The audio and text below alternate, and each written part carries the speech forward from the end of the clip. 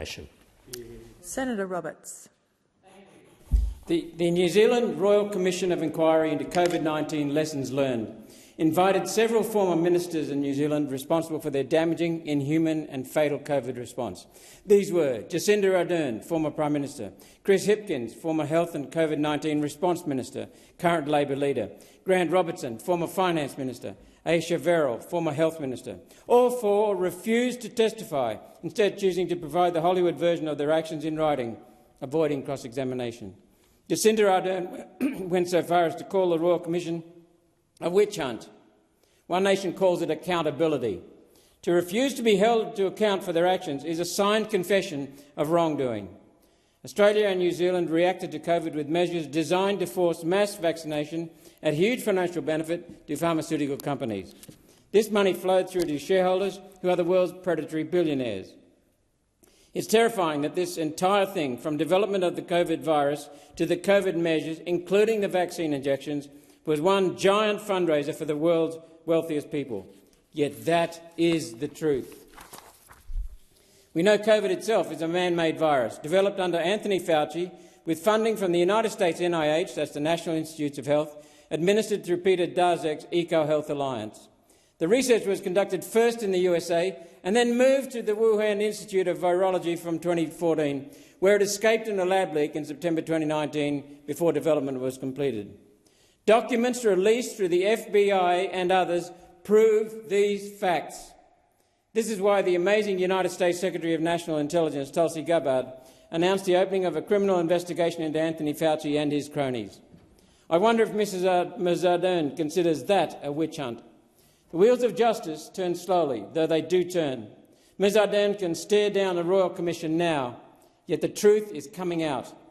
It's important to note that in its 2020 press release, Australia's own CSIRO confirmed it was involved in this gain-of-function research. Last February, a new paper was published through CSIRO Publishing entitled Impacts of Long COVID on Disability, Function and Quality of Life for Adults Living in Australia. It found, with long COVID, reported worse disability than 98% of the general Australian population, almost 100%. A total of 86% of those with long COVID met the thresholds for serious disability, compared with 9% of Australians overall. Complex areas, housework and socialising, were badly impacted. People could often meet basic needs, yet their ability to contribute to their homes, workplaces and communities was limited.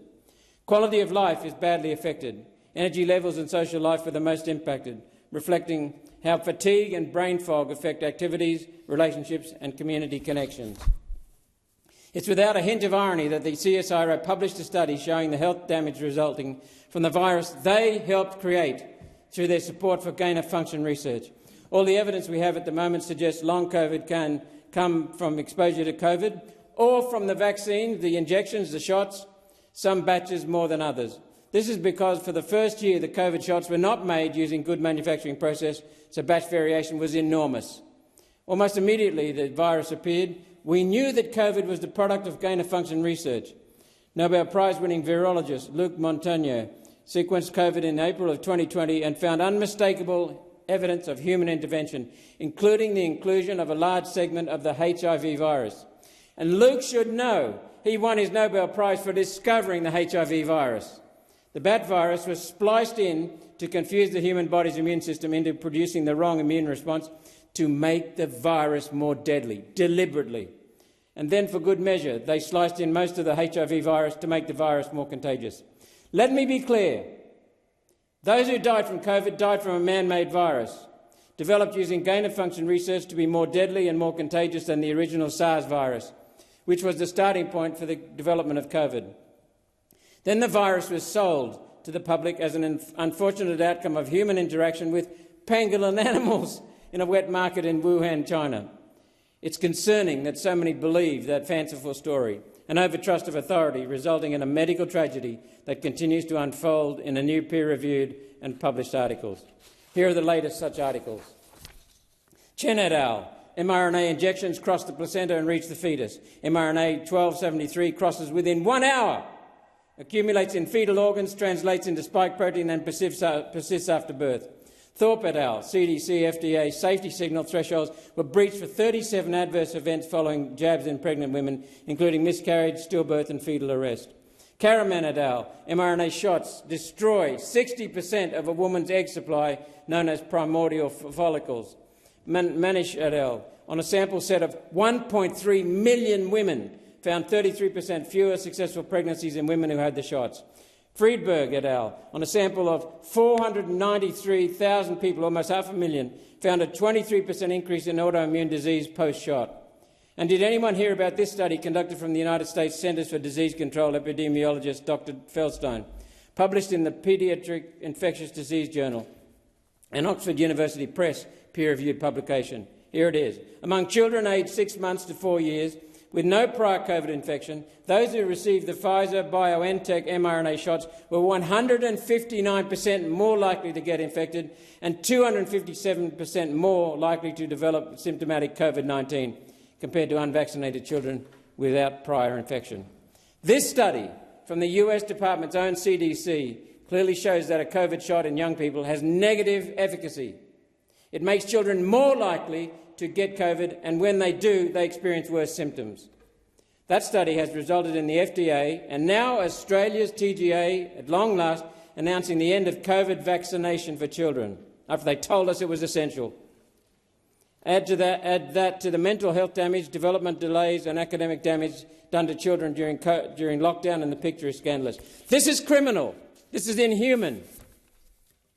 In O'Keefe Media's recent hidden camera video, Johnson & Johnson's lead scientist in regulatory affairs, Joshua Reese, admitted the typical clinical process was abandoned for the COVID-19 vaccine.